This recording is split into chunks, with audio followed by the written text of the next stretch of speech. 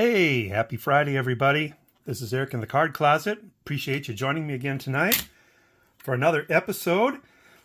We're going to start off this episode with a mystery player.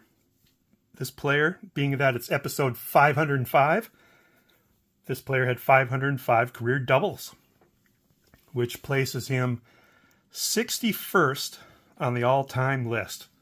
I'll give you some clues, and let me know in the comments if you were able to figure out who this guy is. Start off with his rookie card, 1965 Topps. He shared it with some other players. In 1966 Topps, he was alone on the card, and he had an All-Star Rookie Trophy on the card with him. 1970 Topps, he also appeared on a National League RBI Leaders card. 1971 Topps, he appeared on the National League RBI Leaders card again, and the National League Home Run Leaders card. In 1973, he appeared on 2 World Series cards. 1976, he had a really busy year. He appeared on the National League RBI Leaders card. He appeared on a League Championship Series card and a World Series card. Then he had just regular cards for a while. In 1986, he appeared on a Topps record breaker card for being the oldest player to hit a Grand Slam. All in all, he had a 22-year Topps run from 1965 to 1986. In 1987, Fleer did include him in their set with a Sunset card. Later on, he had manager cards in 1993 Topps and 2002 Topps. This man was born and raised in Cuba. He made his major league debut in 1964 with the Cincinnati Reds, and he would stay with Cincinnati through 1976. He was the first baseman for the Big Red Machine. Played in 4 of his 5 World Series while with the Reds, winning 2 of them. From 1977 through 1979, he played for the Montreal Expos. From 1980 to 1982, he played for the Boston Red Sox. In 1983, he reunited with some of his Big Red Machine teammates on the Phillies, and they went to the World Series. And then from 1984 through 1986, he returned to the Cincinnati Reds, where he reunited with Pete Rose. Took him 9 tries to get into the Hall of Fame, but he did get elected in the year 2000. He was a 7-time All-Star in his career, all during his Cincinnati Reds seasons. 4 of those early in his career at third base, and then 3 times an All-Star at first base. Big stats for his career: 1,200 runs, 2,700 hits, 379 home runs, 1,600 RBIs. That places him 32nd all time. 279 average. He ranks in the top 100 all time in games, at-bats, plate appearances, hits, total bases, doubles, home runs, RBIs, extra base hits, and strikeouts. 19th all time for number of times he struck out. He is most statistically similar to Harold Baines. His birth name is Atanasio. And I just learned this today. I've been pronouncing his first name wrong all these years. I think everybody else does too, and including former manager and former teammates. This is technically Tony Perez, according to Baseball Reference. Tony Perez because it's short for Atanasio. We all say Tony Perez.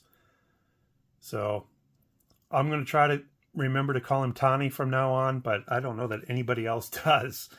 So Tony Perez is our man of the day.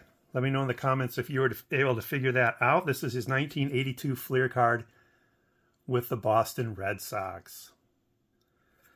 All right, as you can see, I've got my new placemat down. Ordered this on Amazon. It's only $20. Got the idea from the Card Squad. He's got a really sharp looking black one that he's been using on his table. And so I texted him, asked him where he got it. He sent me a link and I ordered one immediately. Hopefully it can cut down on the glare that this shiny wooden table produces. And speaking of Tony's, or is it Tony? Tony Black sent me a couple beautiful photographs that he had taken. This one at Fenway Park, of course. This one at Wrigley Field. So beautiful photos, Tony. You tell me, Tony. All right, tonight's episode, sometimes you just get lucky. So I've had a card that I first saw on Shane's channel and Shoebox Legends. He's got the card. I saw it a few years back and I fell in love with it, and I put it on my eBay my search list and my saved searches. And at the time, there was only one copy for sale. This is the 2011 Topps Atomic Refractor of David Ortiz. You can see why I fell in love with it. I collect vintage, pre-war, and modern. And part of the reason I love modern cards is because of the beautiful shine that many of them have. You can see this is numbered to 225. So one card, for years, there was one of these available on eBay. And it was an eBay store kind of deal. It wasn't an auction. $2,000. And I thought, nah. First of all, I don't have it. And if I did come up with a little windfall and had $2,000 to spend, I wasn't going to spend it on a modern card. I'd be spending it on a pre-war card of some kind. And so I passed on it. But I kept the save search going. And I recall, I don't know how to research this, but it seems like one popped up a year or two ago. I don't know if it went for 1,000 or the high hundreds. It didn't go for 2,000, but I remember it just validated the point for me that I was never going to own one. And so, don't you just love those? It's kind of like what we call a cracked ice look now, but this is called Atomic, but isn't that beautiful? And so, as I like to do, in the evening, I go through my save search list on eBay, and I've got, I don't know, probably close to 100 different cards I'm watching. And sometimes it takes me a good 10, 15 minutes to go through them all. And when it takes you that long to go through them all, especially if there's a lot of matches that day, by the time you're done, more could have appeared in the meantime. And this is what I mean by sometimes you get lucky. This didn't show up as having any new matches. I went down through the list, looked at all the matches I had, debated some, most of them just scanned through, knew I didn't need them or want them. And when I was done, it had been a good 10 minutes, so I refreshed the screen before closing out of the eBay app. I refreshed the screen, and there was a map on 2011 Atomic David Ortiz. I opened it up. $35, buy it now.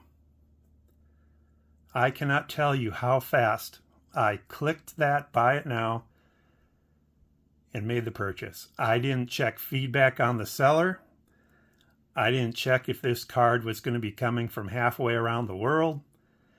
I didn't even check what the shipping would be. I maybe briefly scanned on it when I did my final purchase tap. I was just reckless actually when I saw this for 35, and I, as fast as I could, made this purchase. Afterwards, I worried, is he going to send it?